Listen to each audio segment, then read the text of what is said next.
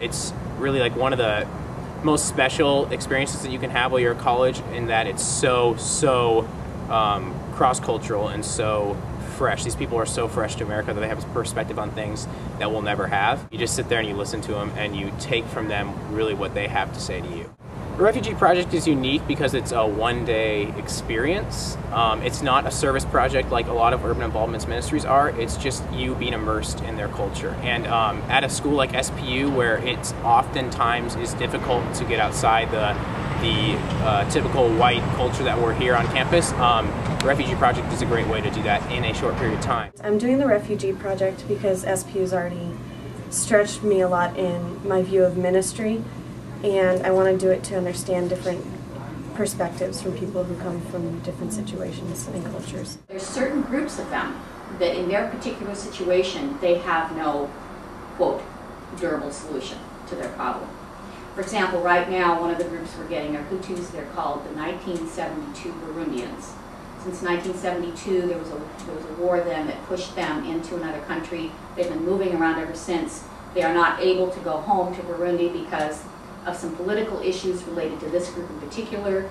The people in Burundi do not accept them, and they also lost their farmland. The farmland is scarce there, and they've even forgotten how to farm anyway in all the years they've been on moving from camp to camp. So there's no really, they'll just starve. There's no place for them to go where they can make a life for themselves. So they're starting to be resettled here. You will be going outside the door. You will be refugees entering a refugee camp with the history that you have as a family. You will be going to 3 places that are marked on the map. One of them is a feeding station, one of them is a State Department interview, and another is the medical screening clinic. Then she split us into different groups, and each group was to be a different family. And I was in an Afghani family, and what we did was we went to 3 different stations and we had to memorize our family history, and we had to memorize how old each person was and who spoke English, who had education, etc.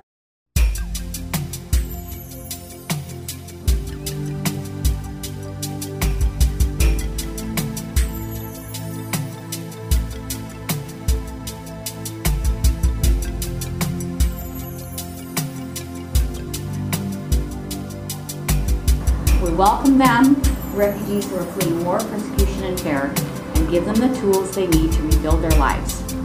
And that is, when you start really thinking about what those tools are, it is mind-boggling.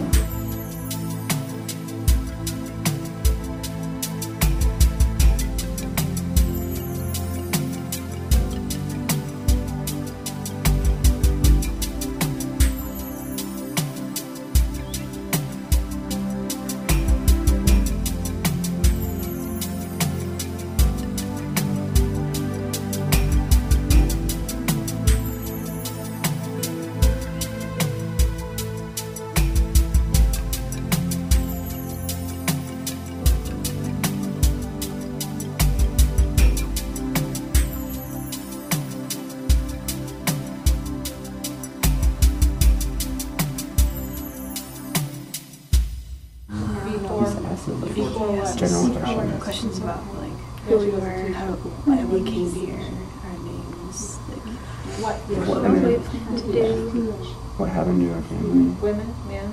And then he took us aside like one-on-one and talked to us. but none of us knew any English, so it was really hard to actually communicate.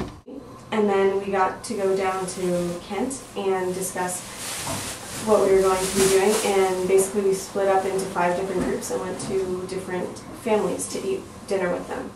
And so they prepared us traditional food from their country, and I went to a Burmese family, and so they served us a lot of rice and different meats and sort of told us a story. We sat, we talked about where they were from, like when they had got to America. They just came this July, so not too long ago. So they're just starting to learn English. They can jump from place to place to place, and then finally came here. And people from all different walks of life come to the city.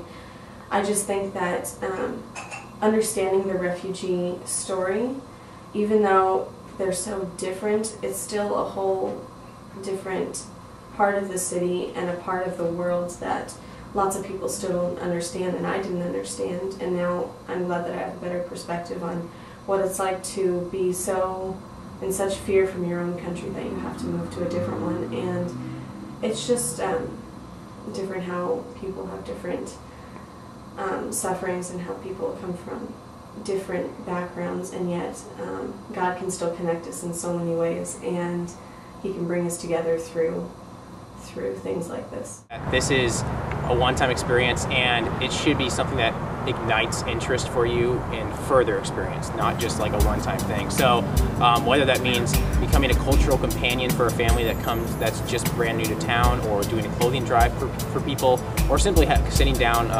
once a week and having a meal with these people, I want it to be something that provokes more interest in the plight of refugees and just in other cultures in general.